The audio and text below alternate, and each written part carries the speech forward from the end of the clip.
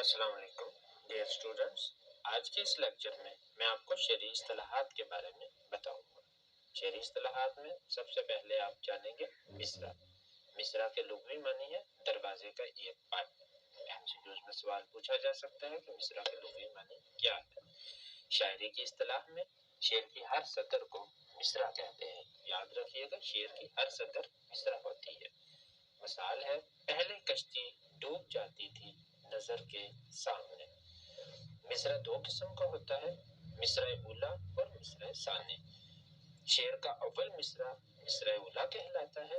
मिसाल में लहजा करें, नाज की उसके लब की क्या कही है। दूसरा मिसरा मिसरा सानी कहलाता है। मंदरजा वाला शेर का दूसरा मिसरा है, पंखड़ी एक गुलाब की सी है। शेर का लफ्ज शऊर से निकला है। इस्तिलाही मानों में लफ्ज और ख्याल के इम्तजाज को उसने तरतीब से बयान करने का नाम शेर है। इसके लिए वजन बहुत जरूरी है। ख्याल कितना ही दिलकश क्यों ना हो, अगर इसमें वजन नहीं है तो शेर नहीं होगा। डियर स्टूडेंट्स, याद रखिएगा, आपसे इस्तिलाही मानी पूछे जा सकते हैं। आपसे पूछा जा सकता है कि शेर के लिए वजन जरूरी है या नहीं। मिसाल मुलाहिजा करें, नाज की उसके लब की क्या कही है, पंखड़ी एक गुलाब की सी है। अगर इम्तिहान में तारीफ लिखने के लिए आती है तो मिसाल देना जरूरी होगा।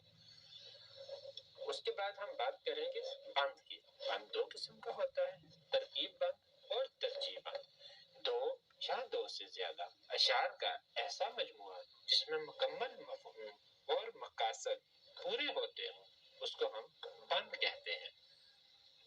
हर लहजा मोमन की नई शान नई आन, गुफ्तार में करदार में अल्लाह की कुरान। कहारियो गफारियो कदूसियो जबरू, ये चार अनासर हूँ तो बनता है मुसलमान। तरकीब बंद, हर वो नज़म जिसके मुतअद्दिद बंद हो तरकीब बंद कहलाती है। तरकीब बंद के आखिरी शेर के कवाफी और रदीफ मुख्तलिफ होते हैं। एमसीक्यूज में सवाल पूछा जा सकता है कि तरकीब बंद के आखिरी शेर के कवाफी और रदीफ एक जैसे होते हैं या मुख्तलिफ होते हैं, तो याद रखिए मुख्तलिफ होते हैं। इसी तरह से तरजीह बंद के लुग़वी मानी लौटाना के हैं। तरजीह बंद और तरकीब बंद में मामूली सा फर्क होता है। तरजीह बंद का आखिरी मिसरा या शेर झूम का तुम तमाम बंदों में लौटाया जाता है।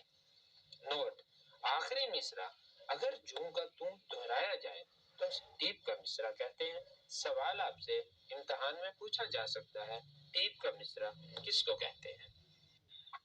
मजीद आपसे पूछा जा सकता है, मुखम्मस बंद नज़म कौन सी होती है, तो ऐसी नज़म को कहते हैं जिसके हर बंद के 5 मिसरे हों तो उसे हम मुखम्मस बंद नज़म कहेंगे। और मुसद्दस ऐसी नज़म को कहते हैं जिसके हर बंद के 6 मिसरे हों। अब मैं आपको बताऊंगा कि नज़म और गजल में क्या फर्क होता है। बहुत अहम सवाल है इम्तिहानी नुक्ते नजर से। नज़म के लुग़वी माने तंजीम और तरतीब के हैं। इस्तिलाह सुखन में नज़म मसलसल और मरबूत सिंफ है जिसका एक मरकजी ख्याल होता है। नज़म के लिए हियत और मौजू की कोई पाबंदी नहीं होती। इसमें कवाफी का एक मुअय्यन निज़ाम होता है। और गजल की बात करें तो गजल एक साज की तरह है, इसका हर शेर एक तार है।